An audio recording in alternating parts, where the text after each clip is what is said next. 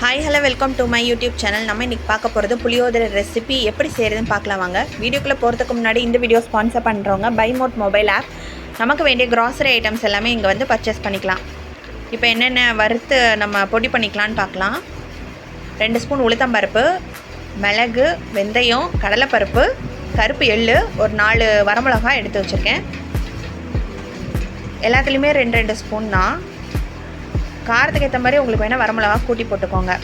இப்போ ஒரு பாத்திரத்தில் எல்லாத்தையும் போட்டு நல்லா வறுத்துக்கலாம். நான் வந்து எண்ணெய் ஊற்றலை, வெறுமனா பாத்திரத்தில் தான் நல்லா வறுக்க போகிறேன். நல்லா செவக்க வறுத்துடணும்.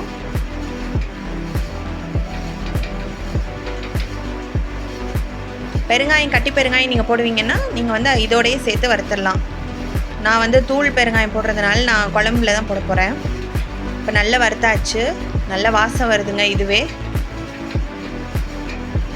குழம்பும் நல்லாயிருக்கும்னு தான் நினைக்கிறேன். பார்க்கலாம். இப்போ ஒரு பாத்திரத்தில் 2 ஸ்பூன் எண்ணெய் போட்டு கடுகு போட்டேன். நல்லா வெடிக்குது. உளுத்தம்பருப்பு 1 ஸ்பூன், கடலைப்பருப்பு 1 ஸ்பூன், எல்லாத்தையும் நல்லா வறுத்துக்கலாம்.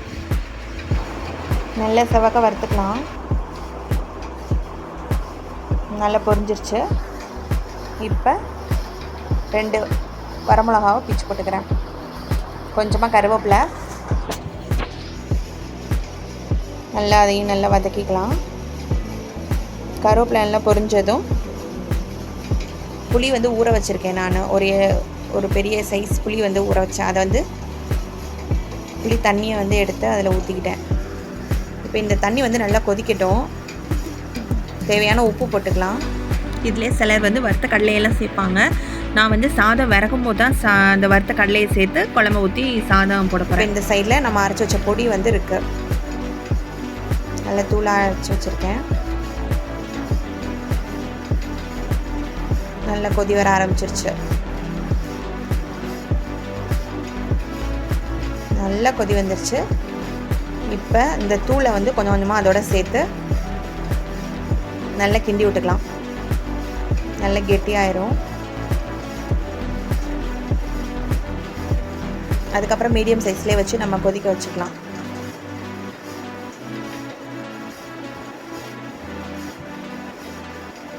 கொஞ்சம் கொஞ்சமாக போட்டு நல்லா கிண்டிக்கிறேன்.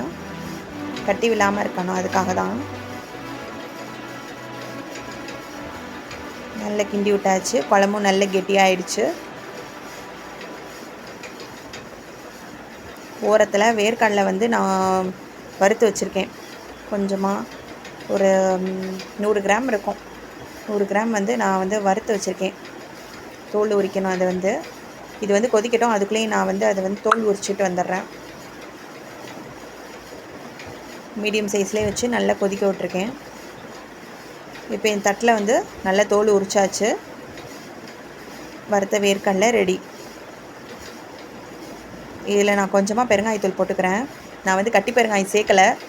அரைக்கும் போது உங்கள்கிட்ட கட்டி பெருங்காயம் தான் சேர்த்துக்கோங்க. நான் வந்து இன்றைக்கி தூள் பெருங்காயம் தான் சேர்த்துருக்கேன். எல்லாத்தையும் நல்லா மிக்ஸ் பண்ணியாச்சு.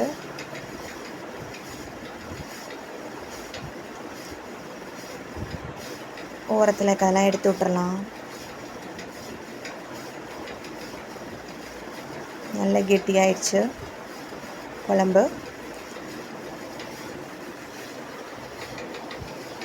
நான் வந்து ரொம்ப சிம்மில் தான் வச்சு இப்போ வந்து கொதிக்க விட்ருக்கேன். ஏன்னா கொஞ்சம் கெட்டி ஆயிடுச்சு, இன்னும் கெட்டி ஆயிரும்ன்ட்டு சிம்மிலே வச்சு கொதிக்க விட்ருக்கேன்.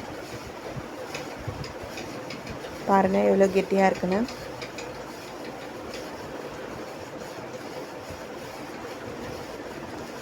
நல்ல கெட்டியாக இருக்கு குழம்பு. நல்லா சுண்ட சுட்ட இன்னும் நல்லாயிருக்கும். குழம்பு சுண்டும் போது அதோட டேஸ்ட் இன்னும் நல்லாயிருக்கும். டேஸ்ட்டு பார்த்துக்கோங்க. உப்பு பத்தலைன்னா மறுபடியும் சேர்த்துக்கலாம். ஏன்னா புளி நல்லா சுண்டும் போது புளிப்புத்தன்மை இருக்கும் அதிகமாக. இப்போ ஒரு பாத்திரத்தில் எண்ணெய் ஊற்றிருக்கேன். அந்த தோல் உரிச்சு வச்ச வேர்க்கடலை எல்லாத்தையுமே இதில் போட்டு நல்லா வறுத்துக்கலாம். நல்ல செவக்க நல்லெண்ணெயில் ஊற்றி வறுத்ததுக்கப்புறம் சாதத்தை அதோடு போட்டு குழம்பையும் போட்டு நல்லா வந்து விறகுனோன்னா புளியோதரை சாதம் தயார். பாருங்கள், நீங்களும் வீட்டில் செஞ்சு பாருங்கள். ட்ரை பண்ணி பார்த்துட்டு கமெண்ட்டில் சொல்லுங்கள். பாய், தேங்க்யூ.